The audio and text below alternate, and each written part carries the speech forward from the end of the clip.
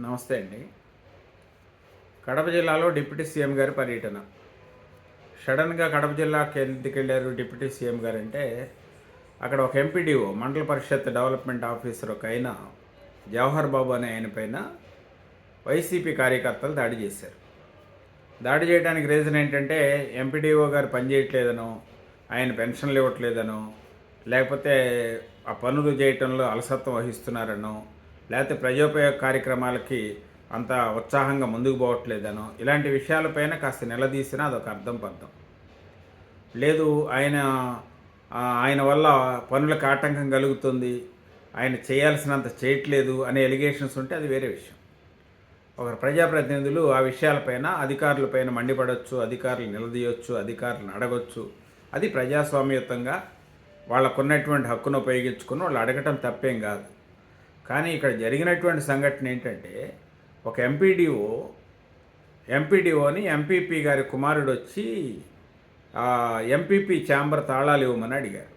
మండల పరిషత్ కార్యాలయంలో ఎంపీపీ కూర్చోవటానికి, అధికారులతో మాట్లాడుకోవటానికి ఆయనకు ఒక ఒక ఒక ఛాంబర్ని కేటాయిస్తారు. ఆ ఛాంబర్లో ఏంటంటే ఎంపీపీ వచ్చినప్పుడు అక్కడ కూర్చుంటారు. ఎంపీటీసీలు కానీ ఆ ప్రాంతాలకు సంబంధించినటువంటి నాయకులు కానీ వచ్చి ఆయనతో కూర్చొని ఆయా ప్రాంతాల్లో ఉండే సమస్యలు చర్చించి ఆ సమస్యలను ఎంపీడీఓ గారికి నివేదిస్తే వారు మీటింగ్లో పెట్టి వాటికి ఫండ్స్ కేటాయించటమా, ఆ పనులు ఎలా చేయటమా ఏంటి అనే విషయాలపైన వాళ్ళు ఏదో కార్యక్రమం చేస్తారు. దాని యొక్క పర్పస్ కోసం ఇచ్చిన ఛాంబర్.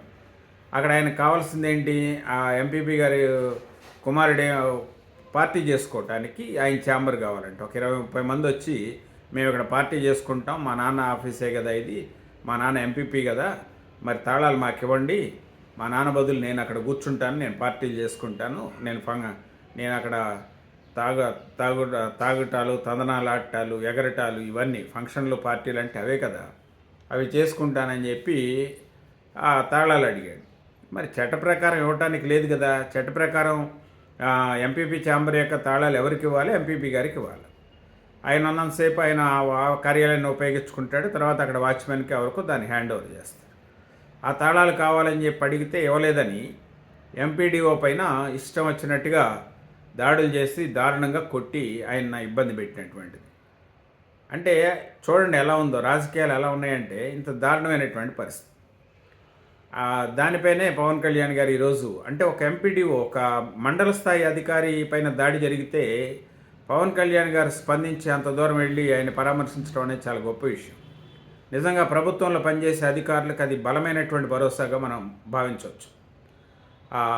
భయపడిపోతున్నారు అధికారులు. ఎందుకంటే వాళ్ళు ఉద్యోగాలు చేసుకుంటారు, వాళ్ళకేం బలాలు ఉంటాయి?